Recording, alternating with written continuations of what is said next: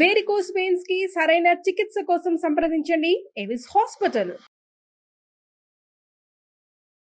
నమస్తే రమ్మగారు. నమస్తే జయ. ఖలీఫా కథలు ఏదైనా ఒక కథ చెప్పండి అండి. కొంగ ఖలీఫా చెప్తాం. కొంగ ఖలీఫాగా మారిందా, ఖలీఫాయే కొంగగా మారాడా? అదే కదా. అదే కదా. పారసీక దేశంలో ఒక ఖలీఫా ఒక ఆయన ఉండేవాడు, కుర్రాడు ఆయన. ఆయనకి ఏంటో వింత వింత విషయాలు అవి అంటే చాలా సరదా. ఏదైనా వింతైన విషయం, వింతైన వస్తువు, వాటి మీద గొప్ప సరదాగా ఉండేది. ఒకనాడు ఆయన తన వజీరు ఇద్దరు ఒక సౌదాగ్ర భాగంలో కూర్చొని కబుర్లు చెప్పుకుంటున్నారు. కబుర్లు చెప్పుకుంటూ ఉంటే బయట ఎవడో వస్తువులు అమ్మేవాడు ఒకటి తిరుగుతున్నాడు. వాడు ఏంటంటే వింత వింత వస్తువులు వ్యాపారస్తులు ఆ ఊరు నుంచి ఈ ఊరు నుంచి వస్తువులు సేకరించుకొచ్చి ఈ బాగ్దాద్ నగరం, అది దాని పేరు గుర్తు రావట్లేదు ఇందాక నుంచి, బాగ్దాద్ నగరంలో తిరుగుతున్నాడు. ఈయన ఆ పూట ఖలీఫాన వజీర్ గారు చాలా సరదాగా మంచి మంచి కబుర్లు చెప్పాడు. చెప్పేసరికల్లా ఈ ఖలీఫాకి ఏమనిపించింది, ఈ వింత వస్తువులు వ్యాపారస్తుడు ఎవడో వస్తున్నాడు, వాడిని కేకేసి వారి దగ్గర నుంచి ఒక మంచి వింతైన వస్తువు ఒకటి కొని వజీర్ గారికి గిఫ్ట్ ఇద్దామనిపించింది. గిఫ్ట్లు బాగా ఇచ్చేవాడు ఆయన. సరే ఆ వ్యాపారస్తుడిని కేకేసుకురండ్రా అని పిలిచాడు. పిలిస్తే ఆ వ్యాపారస్తుడు వచ్చాడు. వాడేవో ఒక గాడిద మీద 3-4 సంచులట వేళ్లాడేసుకున్నాడు. 2-3 పెట్టెలు ఉన్నాయి, అన్నీ ఓపెన్ చేశాడు. ఏవో మెరిసేవి గోడకి పెట్టుకునేవి అట్టటివి 2-3 కొన్నాడు. కొంటే సరే అవన్నీ వజీర్కి ఇచ్చాడు. మీ ఇంట్లో పెట్టుకోండి, ఎంతో బాగుందని ఇచ్చాడు. ఇచ్చిన తర్వాత ఏమిటి అన్నీ చూపించాను, ఒకటి ఒకటి చూస్తున్నాడు ఊరికే సరదాకి. ఆయనకు ఆ సరదా ఉన్నట్టు వ్యాపారస్తులకు తెలుసు. అయితే ఏమైంది, ఒక ఇంత బాక్స్ అల్లేవు, దాని పక్కన ఒక సొరుగు. అయితే ఆ సొరుగులో ఏముంది అని అడిగాడు ఈయన. ఆ సొరుగు తీస్తే అందులో ఒక నల్లటి పొడి ఉన్న ఒక డబ్బి, తర్వాత ఏదో ఒక మంత్రం రాసి ఉన్న ఒక ఆకు, ఇంత ఆకు, అవి రెండు ఒకదానికొకటి ఇట్ట కట్టున్నాయి. ఇది అమ్మేది కాదండి, ఈ బాగ్దాద్ నగరంలో పాత వస్తువులు అమ్మేవాడు ఒకడు తన వస్తువులన్నీ నాకు ఇస్తూ ఇది కూడా ఇచ్చాడు. చదువుదామని ట్రై చేస్తే నాకేమో అది చదవడం రాలేదు, ఏముందిలే సామాన్లతో పడి ఉంటుందని దీన్ని పక్కన పెట్టుకున్నాను అనేసరికల్లా అది నాకు ఇవ్వు అని తీసుకున్నాడు ఈయన. మనం చదవలేని భాష ఏదో ఉంది, దానికి ఒక డబ్బా అటాచ్డ్గా ఉంది, అందులో ఏదో పొడుదంటే అదేదో వింతైన వస్తువు అయి ఉంటుందిగా, అంతేగా, ఇది నాకు ఇవ్వు అని తీసుకున్నాడు. తీసుకుంటే సరే తీసేసుకున్నాక వజీరు రాజు ఇద్దరు కలిసి ఆ పేపర్ని ఆ తాటాక ముక్కని చదవడానికి ట్రై చేశారు. వీళ్ళ వల్ల గాల. మరి వీళ్ళని పిలిచారు. పిలిచాక వాళ్ళలో ఒకడు అన్నాడు, మన పెద్ద బజార్లో ఉన్న మసీదులో ఉన్న వలీ గారికి, అదే అలా ఆజా చెప్తారుగా, ఆయనకి చాలా భాషలు వచ్చు, ఆయన్ని కేకేద్దామండి అని ఒకళ్ళు ఎవరో సలహా చెప్పారు. సరే ఈయన ఏం చేశాడు, వజీరుకి చెప్పాడు, ఆయన పిలిపించు వలీ గారిని అని. ఆ మర్నాడు మధ్యాహ్నానికి వలీ గారు వచ్చాడు. వచ్చాక అది తీసాడు, కాగితం చూపించారు, ఆ చెక్క ముక్కని ఆకు ముక్కని. ఆయన అదంతా చూసి ఇది హూణ భాషలో ఉందండి అన్నాడు. నీకు వచ్చా అంటే నాకు వచ్చు అన్నాడు. చదవమంటే మరి ఈ నల్లటి డబ్బీలో ఉన్న పొడి ఏదైతే ఉందో ఆ పొడిని పీల్చి ముతబోర్ అంటే ఇలా అంటే వాళ్ళు ఏ పక్షిగా కావాలంటే ఆ పక్షిగా మారిపోతారు. ఓహో, అప్పుడు అన్ని ప్రాణుల భాష వాళ్ళకి అర్థమవుతుంది, వాళ్ళు ఏం మాట్లాడుకుంటున్నాయో వీళ్ళకి తెలిసిపోతుంది. ఒకే ఒక్క రూలు, దానికి మళ్ళీ ఏం చేయాలి, మళ్ళీ ఆ ముతబోర్ అంటే మామూలుగా అయిపోతారు వీళ్ళు. ఈ ప్రాణులుగా ఉన్నప్పుడు ఏ పక్షిగా మారారో ఆ పక్షిగా ఉన్నప్పుడు వీళ్ళు నవ్వకూడదు. ఓహో, నవ్వితే ఈ పదం మర్చిపోతారు వాళ్ళు, ఇక మారలేరు, అది రూల్. ఈ ముతబోర్ అనేది ఏమిటో విచిత్రంగా ఉంది. వీళ్ళు ఆ దేశం వాళ్ళు ఉర్దూ అవి మాట్లాడతారు, అరబిక్ అవి మాట్లాడతారు. ఈ ముతబోర్ అనేది హూణ భాషలో పదం, మంత్రం అనుకో. ఇప్పుడు మంత్రం ఉంది, ఓ శ్లోకమైనా మనం 100 సార్లు చదివితే కానీ అది నోటికి రాదు. ఓ రోజు మర్చిపోయామనుకో, తన్నుకు తెచ్చినా అది మనకు గుర్తురాదు, మళ్ళీ చూస్తే కానీ. అంతేగా. వీళ్ళు సరే ఇదేదో హాయ్ భలే బాగుంది సరేనని ఆ వలీ గారిని పంపించేసి, ఏమండి ఈ మాట ఎవరికి చెప్పద్దు, రహస్యంగా ఒట్టేయండి అని ఆయనతో ఖురాన్ మీద ఒట్టు కూడా వేయించుకుని ఓ 100 నాణ్యాలు ఇచ్చి ఆయన పంపేశారు. పంపేశాక ఇక సరదా పుట్టేసింది. రాజు కుర్రాడు కదా, మరి ఏదైనా ఒక జీవిగా మారిపోయి, ఒక పక్షిగా మారిపోయి మనం మిగిలిన పక్షులు జీవులు కప్పలు మిడతలు ఏం మాట్లాడుకుంటున్నాయో వినాలని పుట్టింది. మళ్ళీ వేరే వాళ్ళని ఇన్ని చేయకూడదు. ఇందులో ఉన్నది ఎవరు, ఒక ముసలి వజీర్ గారు, ఖలీఫా, అంతే. మన ఇద్దరమే చేద్దాం. సరే ఏమనుకున్నారు, ఓ పని చేద్దాం, ఈ పొడి డబ్బాను ఒక చిటికె పట్టుకెళ్దాం. పట్టుకుని వెళ్ళి మనకి చుట్టుపక్కల సరస్సులు ఉన్నాయిగా, ఏదైనా ఒక సరస్సు దగ్గరికి వెళ్తే రకరకాల పక్షులు వస్తాయి. మనకప్పుడు ఏ పక్షిగా మారాలని అనుకుంటే ఆ పక్షిగా మారదాం. అప్పుడు ఏమైంది, మర్నాడు వీళ్ళు ఒక చోటకి బయలుదేరారు. వెళ్తే ఒక పెద్ద సరస్సు. ఆ సరస్సులో అటు ఇటు చూస్తే ఎన్నో రకాల జీవజాలాలు కనపడుతున్నాయి. కానీ వీళ్ళకి ఇంట్రెస్టింగ్గా అనిపించింది ఏం కనపడలేదు. ఇంతలో ఏమైంది, ఆకాశం నుంచి ఒక కొంగ ఎగురుకుంటూ వస్తాం, కింద ఒక కొంగ నుంచి. అప్పుడు ఎప్పుడు వీళ్ళిద్దరు దాన్నే అబ్జర్వ్ చేస్తుంటే తెలిసింది, ఈ కిందున్న కొంగ ఆ పైన వస్తున్న కొంగకి వెల్కమింగ్గా ఏదో అంటోందని అర్థమైంది. బాగా అర్థం కాదు, వీళ్ళకి కనిపించింది. ఆ పైన ఉండేది కిందకి దిగింది. అప్పుడు వీళ్ళు అనుకున్నారు, అది కరెక్ట్, కొంగల్లాగా మారిపోదాం. వీళ్ళేం మాట్లాడుకుంటున్నారో మనకు తెలుస్తుంది. ఈ రెండు కొంగలు ఏం మాట్లాడుకుంటాయి?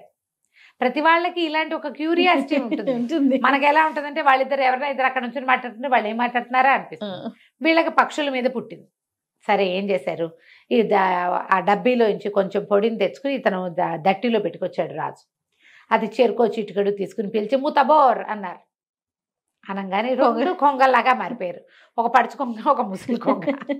వీళ్ళిద్దరు పోయి ఆ రెండు కొంగలు ఉన్న దగ్గర నుంచున్నారు. వింటం కోసమే. అలాంటి పిచ్చి వాళ్ళు లేరా ఇప్పుడు? వెళ్ళి అక్కడ నుంచుంటే ఆ కొంగలు రెండు మాట్లాడుకుంటున్నాయి. పలహారం చేసావా, నీకోసం కూడా 2 చేపలు ఉంచమంటావా అని కింద ఉన్న కొంగ అడుగుతోంది.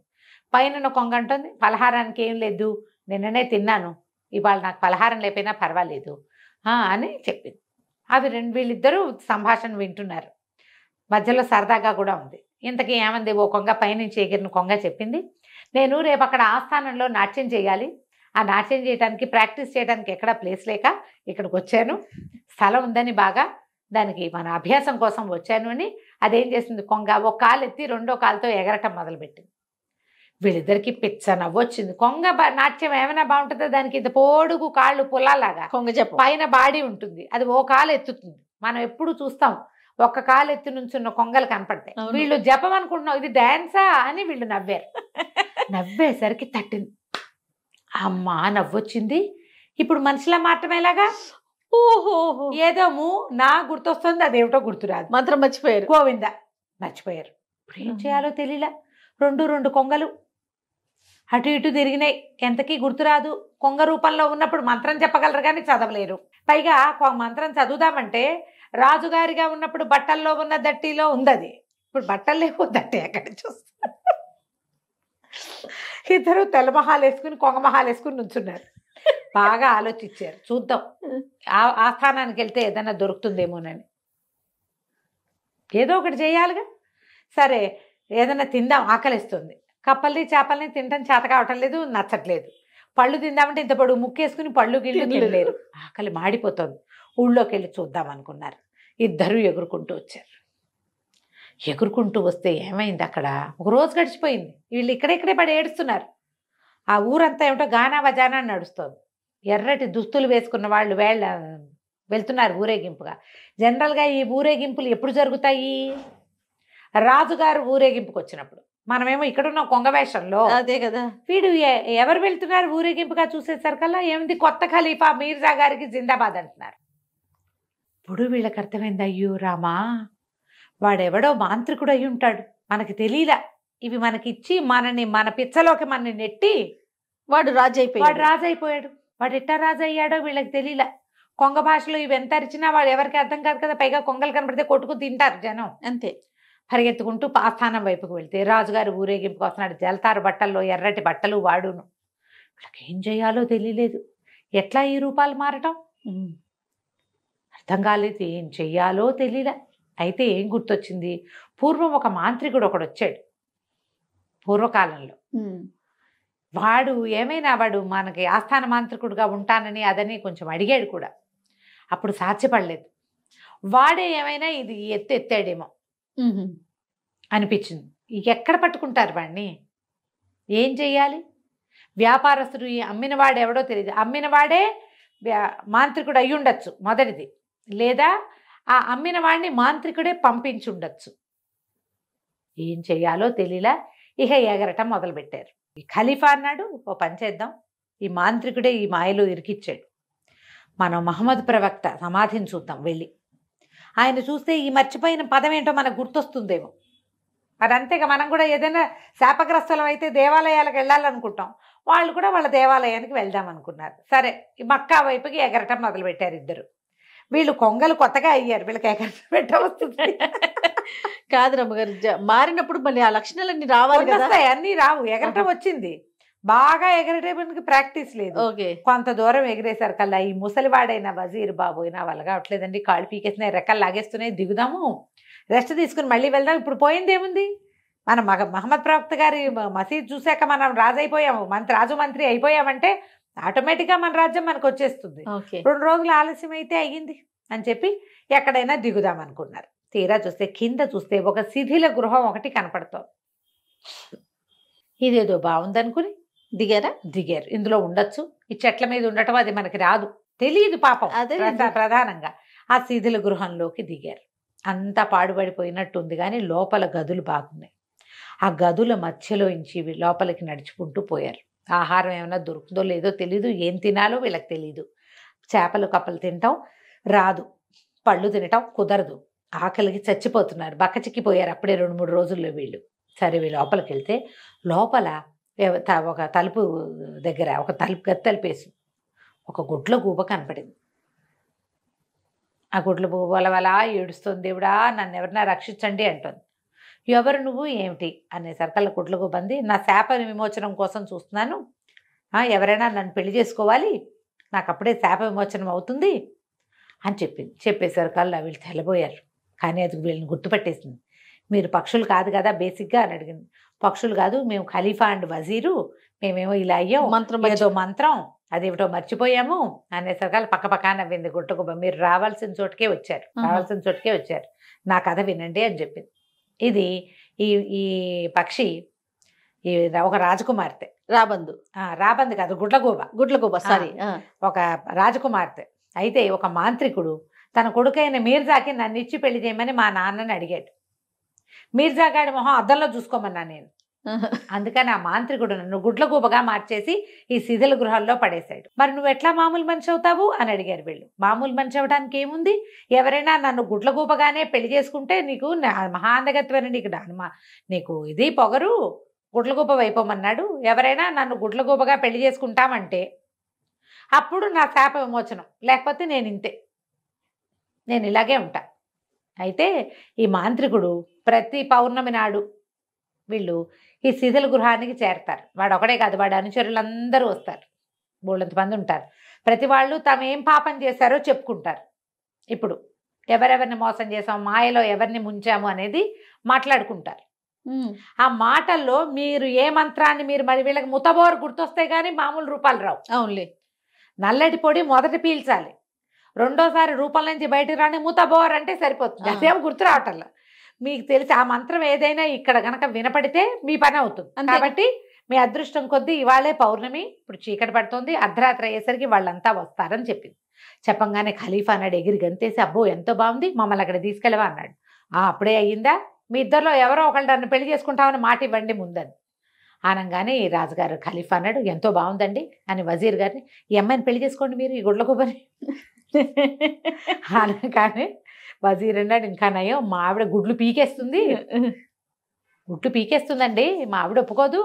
మామూలుగా మన జాతిలో 4 పెళ్ళిళ్ళు ఒప్పుకున్నప్పటికీ మా ఆవిడ భయాన్ని నేను దాని ఒక్కదానితోటే ఉంటున్నాను, పైగా నేను పెద్దవాడిని, నేనెట్టా పెళ్లి చేసుకుంటాను, మీకు ఎటాగో పెళ్ళి అవ్వలేదు కదా, మీరు చేసుకోండి అనగానే ఖలీఫా అన్నాడు, చేసుకోవచ్చు అనుకో, కానీ ఆవిడ ఎంత అందగతో ఏం వయసుదో, రాజుగారి అమ్మాయిలందరూ 16 ఏళ్ల బాలాకుమారులు ఎవరు, 50 ఏళ్ల రాజకుమార్తె పెళ్లి కానిది కూడా మన జాతిలో ఉండొచ్చు.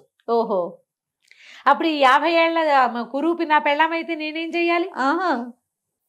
చెయ్యాలి అనేసరికి ఈయన వజీరు, ఏమైనా సరే మీరు పెళ్లి చేసుకోవాలి, మీరే చేసుకోవాలి, నేను చచ్చినా చేసుకోను అని గట్టిగా పట్టేశాడు పట్టుదల.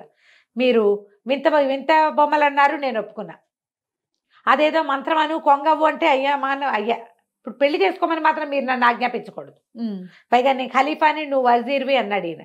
నువ్వు ఇప్పుడు ఖలీఫావి కాదు, నువ్వు కొంగవి, నీ మాట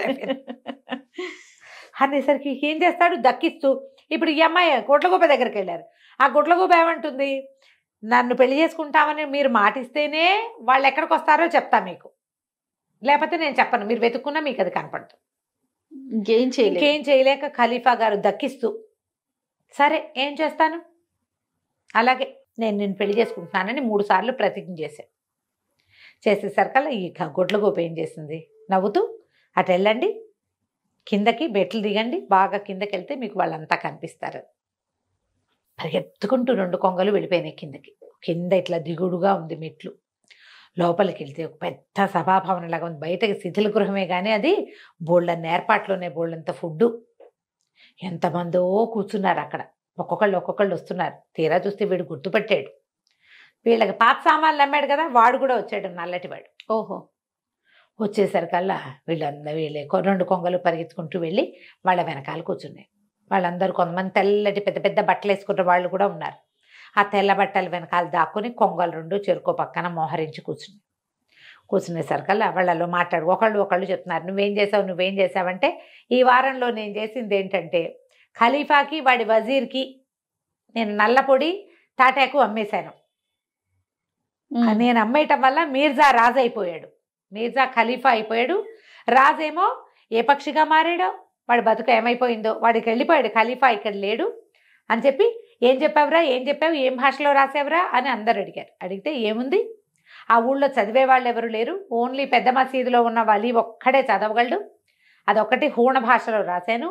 ఎవరైతే ఈ నల్లటి పొడి పీల్చి మూతబోర్ అంటారో వాళ్ళు కావలసిన పక్షిగా మారిపోతారని రాశాను. ఆ రాజుగారు అది చదివించుకుని ఉంటాడు, ఆ వలీని తెప్పించి వాడి పని అయిపోయింది అనగానే వీళ్ళకి వెంటనే గుర్తొచ్చేసాం మూతబోర్. ఇద్దరు పరిగెత్తుకుంటూ పైకి వెళ్ళిపోయి ఆ శిథిల భవనంలో నుంచి బయటపడి మూతబోర్ అని గట్టిగా అరిచారు. ఆరవంగానే ఏముంది, ఖలీఫాగాను అమ్మాయి ఈయన వజీర్ గాను మారిపోయారు. మారిపోయేసరికల్లా ఒకళ్ళ మొహాలు ఒకళ్ళు చూసుకున్నారు, బట్టలు చూసుకున్నారు. ఆహా వచ్చేసాం, అమ్మయ్య ఇంకెప్పుడు వింత వస్తువులు జోలికి వెళ్ళకూడదు అనుకుంటూ వెనక్కి తిరిగేసరికల్లా వెనకాల ఒక మహాసౌందర్యవతైన అమ్మాయి ఒకటి నుంచుంది. ఈ అమ్మాయి ఎవరు, ఏ మాయ మంత్రం హడిలు చచ్చారు వీళ్ళు. మళ్ళీ మాంత్రికురాలు వచ్చిందని నువ్వెవరో మాకు తెలియదు అన్నారు. ఎందుకు తెలీదు, నన్ను పెళ్లి చేసుకుంటానని మాటిచ్చావు కదా. నువ్వు అనగానే ఖలీఫా ఆశ్చర్యపడి, నువ్వే నా గుడ్లగూబ అన్నాడు. నేనే గుడ్లగూబని, పదండి ఇక్కడి నుంచి వెళ్ళిపోదామని చెప్పి ఆ గుడ్లగూబ అమ్మాయిగా మారిపోయిన యువరాణిని చేత్తో పుచ్చుకుని వీళ్ళు 3 అక్కడి నుంచి నడిచెళ్ళి ఓ పల్లెటూరు చేరి అక్కడ ఖలీఫా ఉంగరం ఉంటుంది, ఆ ఉంగరం మొత్తం వాళ్ళ రాజ్యం అంతా చెల్లుతుంది. అక్కడ గ్రామాధికారి అరేంజ్ చేసిన బండెక్కి రాజ్యానికి వెళ్ళిపోయారు, బాగ్దాద్ నగరానికి వెళ్ళిపోయి ఆ మీర్జాని దించేశారు. ఈ యువరాణిని పెళ్లి చేసుకున్నాడు. మీర్జాని శిక్షించలే, ఎందుకంటే మీర్జాకి మాంత్రిక శక్తులు లేవు. ఓకే, వాడు మంత్రగాడు కాదు. వాడు నువ్వు ఇవాళ రాజువి అంటే పోయి రాజ్య సింహాసనం ఎక్కాడు అంతే, వాడిని ఏం శిక్షించల. ఆ మాంత్రికుడు వాళ్ళని మాత్రం అక్కడే వదిలిపెట్టేశారు. అక్కడి నుంచి ఏం చేశారంటే వింత వస్తువులు అమ్మే వాళ్ళని బాగ్దాద్ నగరంలోకి రానివ్వకూడదు అని డిసైడ్ చేసేశారు. ఆ తర్వాత ఈ కొంగ ఖలీఫా రాజయ్య మామూలుగా అయిపోయాడు. ఇంకెప్పుడు వింత వస్తువుల జోలికి వెళ్ళకుండా ఉన్నాడు. కథ కంచికి మనం ఇంటికి.